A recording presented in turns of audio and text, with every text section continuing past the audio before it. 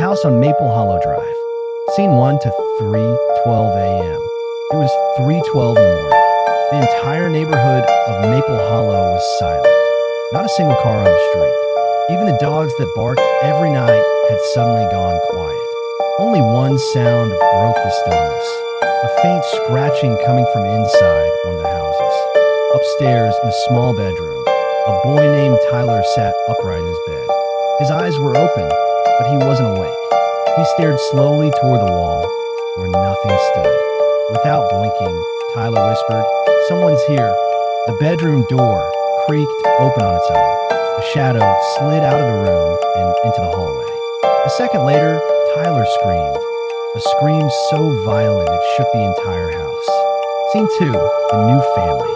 On a quiet street just outside Hartford, Connecticut, stood a white two-story house. The Coleman house. Inside lived Mark Coleman, his wife Lisa, and their 10-year-old son Tyler. From the outside, everything looked completely ordinary. But something inside that house was not ordinary at all. One day, the empty house next door got new tenants. James Reed, his wife Olivia, and their daughter Mia moved in. The first day, everything seemed fine. Lisa. I live right next door, Lisa said, smiling warmly. Olivia didn't respond at first. She just smiled faintly, but there was something in her eyes, an exhaustion, a fear that didn't belong there. "You must be tired from move," Lisa said. "No, it's not that," Olivia replied quietly. "I don't know why, but something about this house feels heavy." Scene 3, Mia's first scream. That night, around 2:30 a.m., Mia suddenly screamed, "Mom, there's someone in my room." Olivia ran in immediately, but the room was completely empty. No one was there. "Mia, where are you?" Olivia called out, panic rising in her voice. She rushed to get James from the other room. James searched the room too. Mia wasn't there. Both parents were beginning to panic when the window slowly opened on its own. Olivia froze, rotted and collapsed. Cobwebs hung from the vaulted ceiling like curtains. Broken stained glass let in thin streaks of moonlight, and at the far end stood an old statue of Jesus, cracked with age, its painted eyes somehow following them as they stepped inside. Then a voice rose out of the shadows, slow, tired, ancient. "Children, why have you come here?" An old priest sat hunched in the back pew, his face deeply lined, his eyes sunken with something heavier than exhaustion. "This place is cursed," he said quietly. "A spirit walks these walls." A nun, murdered in this church over a century ago.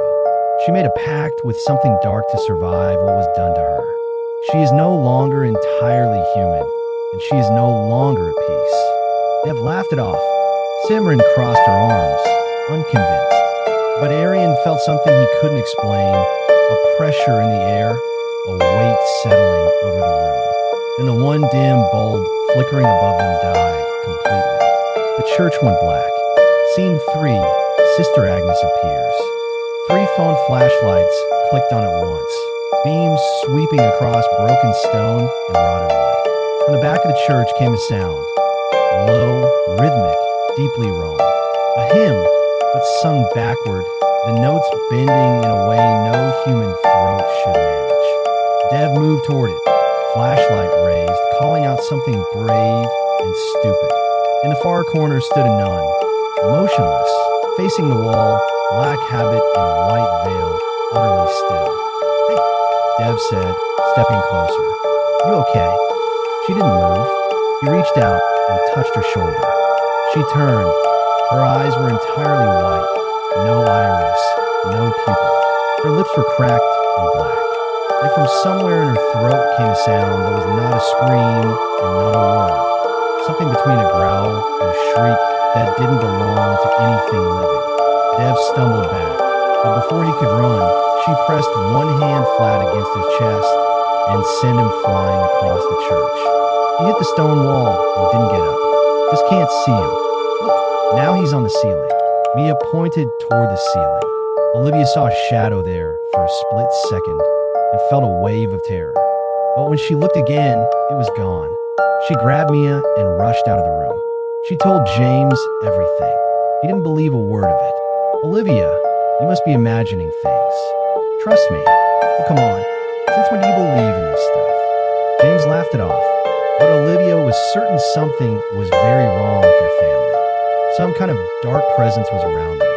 Scene 5, Lisa's confession. One day, Lisa came over to visit. She noticed Olivia looked troubled and asked what was wrong. If I tell you, you won't believe me either, Olivia said. Why would I not believe you? What's going on? I think there's something in our house. Lisa went quiet for a moment. She glanced around nervously, then spoke. Sometimes the same thing happens at our place, too. I get the exact same feeling. Olivia was stunned. For the first time, she realized this wasn't just her imagination. What do you mean? Tell me everything. Mark changes at night, Lisa said. He just wakes up suddenly sometimes. Stares at the wall with empty eyes. Talks to himself. One night, he tried to choke Tyler, but in the morning, he doesn't remember any of it. Lisa started crying. Olivia's fear doubled instantly. Something was happening in both houses, and no one understood what. We need to find out what's going on in these houses. I tried too, Lisa said, but I couldn't find anything. Scene 6, the diary. Olivia thought about leaving the house entirely, but when she told James, he dismissed it as nothing more than her imagination and refused to move. One day, while cleaning the storage room, Olivia found an old diary. On the cover it read, Coleman House, 2003. She was confused. Why would a diary belonging to the Coleman family be in her storage room? She opened it and began reading, and her blood ran cold. He had mentioned to help her. She went to the closet. She returned with the garment bag. The woman's eyes lit up in a way that sent ice through Cassie's veins. She snatched the bag and clutched it to her chest. Perfect. Now you go lie down. I'll be right outside watching over your dreams. A low laugh. Don't worry about any bad dreams tonight. I'll be here. After midnight, Cassie began to dream. She stood in a field, completely dark, no stars. Her arms cradled an infant. Across the darkness, that figure from Dorothy's photograph loomed enormous before her, its eyes glowing like two hot coals. It reached out a hand. It took the baby and disappeared into the dark. Cassie screamed herself awake, soaked in sweat, heart slamming. Then the pain hit, sharp, twisting, low in her abdomen. Mabel? Mabel? No answer. Front door unlocked, hallway empty. The woman was gone. Cassie called Janet with shaking hands. Janet was at the door in under 3 minutes. Hospital right now. No. Listen to me first. Cassie gripped her arm. She told Janet everything. The photograph from Dorothy, the sour milk, the crying cats, the woman who came at 11 p.m. and took the wedding dress, the nightmare, the pain. Janet's face went through confusion, then recognition, then fury. Dorothy Vance. She exhaled slowly. That photograph is not a guardian, Cassie. It's a curse object, an anchor for dark energy, bound to you and your pregnancy. And that woman tonight was sent by Dorothy. She used your wedding dress to finish the ritual. Janet, my baby, is going to be fine. Janet stood up. Show me the photograph. She crossed the apartment and pulled it off the wall without hesitation. The moment she touched it, Cassie gasped with another sharp wave of pain. Janet didn't stop. She walked to the back door, stepped outside, set the photograph on the concrete, and lit a match.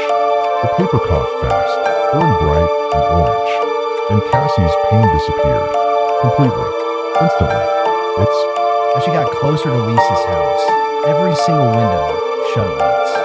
Her heart pounded violently. She now understood what she had read in that diary wasn't fiction, and it seemed the whole neighborhood already knew. She reached Lisa's house. The door was half open. She pushed it and stepped inside. Darkness. Lisa, are you there?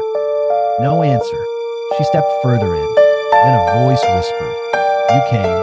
Lisa, are you in here? Olivia called, her voice trembling.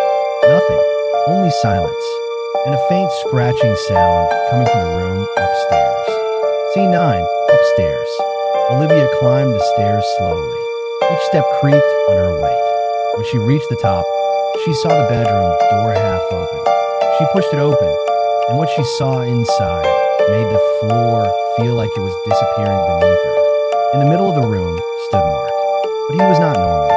His back was turned to her, and his body was twisted at an impossible angle, as if his bones had been bent backward. He was scratching something into the wall with his nails. Now it's your turn. You can't escape. Olivia's throat went dry. She turned to look for Lisa, and that's when Mark slowly turned around. His eyes were completely black. A dangerous smile stretched across his face. You finally came, Olivia. Where's Lisa? Where's she? See for yourself what's happened to her, he said, tilting his head and pointing one finger toward the ceiling. Olivia looked up, terrified, and screamed. Lisa was stuck to the ceiling. Her eyes were open, but she wasn't moving, as if all life had left her body.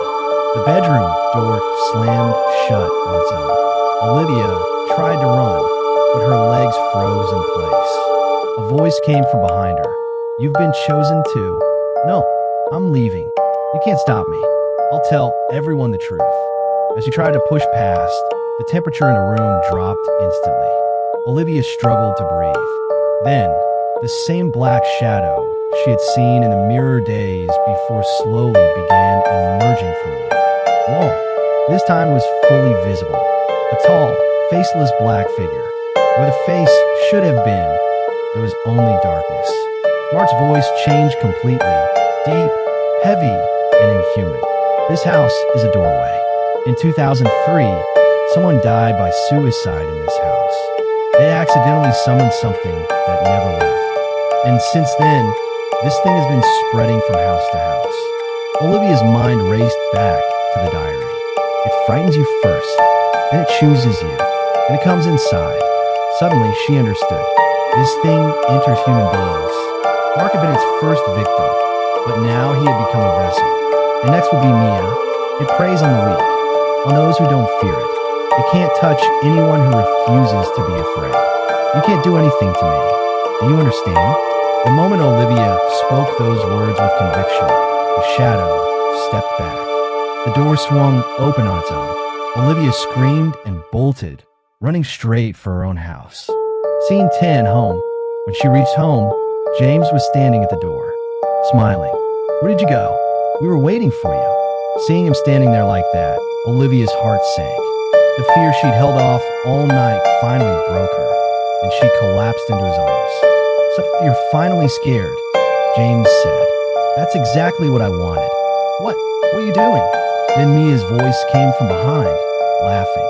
Mom, that uncle is in our house now too. Olivia turned around slowly. On the wall, the same words were written. The door is open now.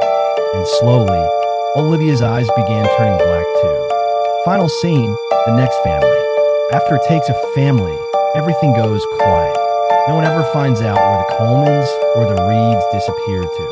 Lisa and her family, now host to the same entity, wait patiently for the next family to move into the empty house. A few weeks later, new neighbors arrive. Lisa walks over, smiling, and knocks on their door. But this time, when the woman opens the door, she suddenly stops. She stares. God put a knife to our throats. We need a public bathhouse for women's safety. Every other town has one. Why not ours? That's a big ask, Mandy. It's a safety ask. Build us a bathhouse. Let me think about it. Meanwhile, the witch, disguised as a beautiful woman named Vivian, bathed in the river and lured any man who came to spy. When they approached, she revealed herself and killed them. One by one, men of the village disappeared. The worried wives came to Mayor Steve. Someone is killing our husbands. I'm working on it. Steve was walking early one morning when he saw the witch in action. She lured a man and killed him. So would I as a witch. He went to the local holy man, Father Thomas, who used his powers to trap the witch. Why are you killing the men of this village? What they deserve. The women of this village bathe in the open, and these men lurk and spy and assault them. The same happened to me. I was bathing one morning, and a man attacked me. I tried to run. He killed me. Not long ago I watched. Even the mayor's wife and her friends were nearly killed by two thugs. I saved them. I will not leave until every house in this village has a proper bathroom for women. Father Thomas turned to Mayor Steve. She's right. You have to build these bathrooms. Fine, I promise. Every house will have a proper bathroom. But then you must go. The witch agreed. Mayor Steve kept his promise. The bathrooms were built, and the bathing witch of Maplewood finally left in peace, and the village was never troubled again.